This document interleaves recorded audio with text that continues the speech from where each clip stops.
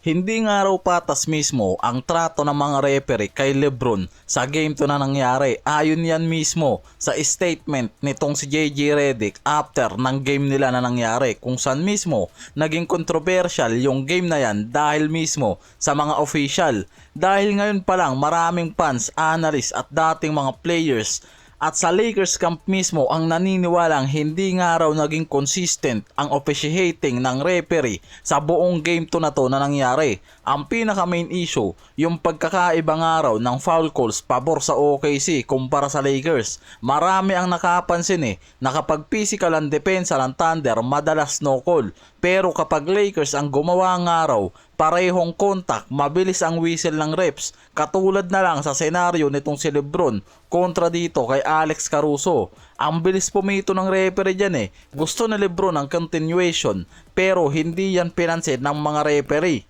Si JJ Redick naman mismo, diretsang pinuna yung officiating pagkatapos ng game na nangyari. Sinabi niya na may ilang Thunders players nga raw ang foul every possession pero hindi raw tinatawagan ng mga referees. Para kay Redick nga raw, malaking problema yon dahil elite defensive team na nga raw ang OKC tapos pinapayagan pa raw silang maging overly physical sa game.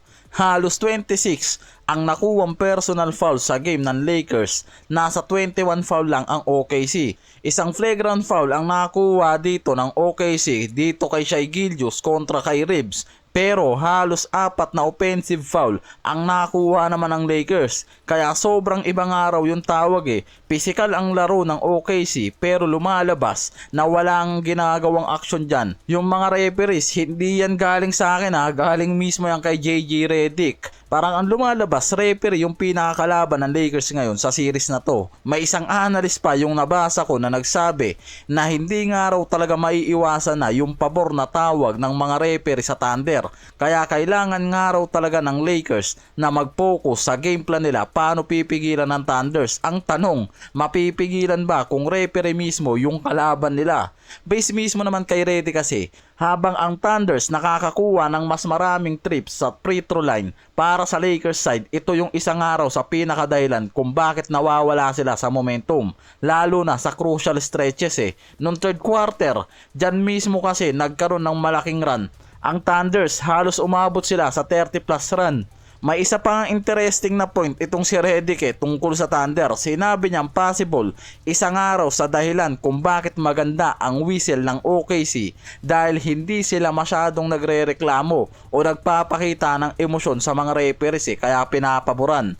Para kay Redick, malaking credit nga raw yan para sa Thunder dahil sobrang composed. Kahit nasa under pressure na, sa pananaw mismo ni Redick, possible nakakatulong nga raw yan para mas maging maganda ang tingin ng referee sa kanila habang tumatakbo ang laro. Walang pressure sa katawan ng OKC dahil alam nilang pabor sa kanila yung mga referee. Sobrang init nitong si Reeves, sinugod yung isa sa mga referee na to after ng game. Sa interview naman, pinaliwanag niya mismo yung dahilan niyan. Sinabi niya, pakiramdam nga raw niya, naging disrespectful ang trato sa kanya ng official na to habang nangyayari yung isang jumble situation sa game. Pinaliwanag ni Reeves na nangyari to habang inaayos nga raw ng referee yung positioning nila bago yung jump ball sa possession. Sinabi niya na gusto nga lang raw nitong lumipat sa kabilang side ng court para magkaroon ng mas magandang defensive positioning laban sa OKC. Pero base mismo kay Reeves, bigla nga raw siyang sinigawan ng referee na to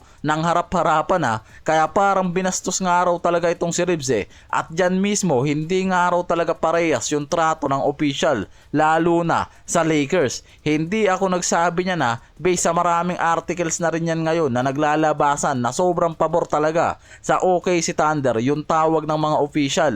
May flop pa nga dyan mismo na ginawa itong si Holmgren kontra kay Ayton. Kung hindi ni-review, possible another offensive foul yung makukuha ng Lakers. Panglimang offensive foul sana to kay Ayton, buti na lang ni-review at kitang-kitang flop yung ginawa nitong si Holmgren. Natuto na kay SGA Si Ayton bigla rin bumagsak ang performance sa game, nawala bigla sa wisyo. 3 points lang ang nagawa niyan sa team offense pero may 10 rebounds, hindi nga lang sapat Kasi base rin mismo sa mga analyst, kailangan nga raw talaga ngayon ng Lakers subukan na pagsabayin itong si Ayton at Jackson Hayes sa loob para pigilan itong si Holmgren o Hartenstein sa ilalim. Suggestion lang yan na nabasa ko base sa mga analyst, pero hindi rin kasi yan ginagamit nitong si Redick dahil mas kumpiyansa to na gumamit ng small ball lalo na pagdating sa crunch time. Kaya hindi rin gaanong magiging effective lalo na sa pass transition at ball movement nitong OKC Thunder. Si LeBron ang pinaka-consistent pa rin na player dito sa Lakers. Maparegular o playoffs tumaas pa sa 26 points per game yan.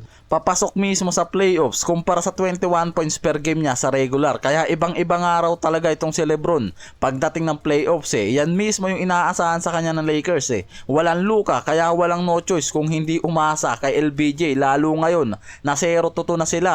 Si LeBron kasi ang may formula sa ganitong senaryo Ang problema, wala siyang katulong na kayang magbigay rin ng malaking impact consistently. Yan yung isa sa problema sa game 2 na to. Kapag nilabas nga raw kasi si LeBron, nagko-collapse ng sobra yung opensa nila, nawawala sa tempo yung mga to. Kaya nga umaabot uli ngayon yung playing time ni LeBron sa 40 minutes. Senyalis nga lang na sobrang importante pa rin nga raw to sa lineup nila.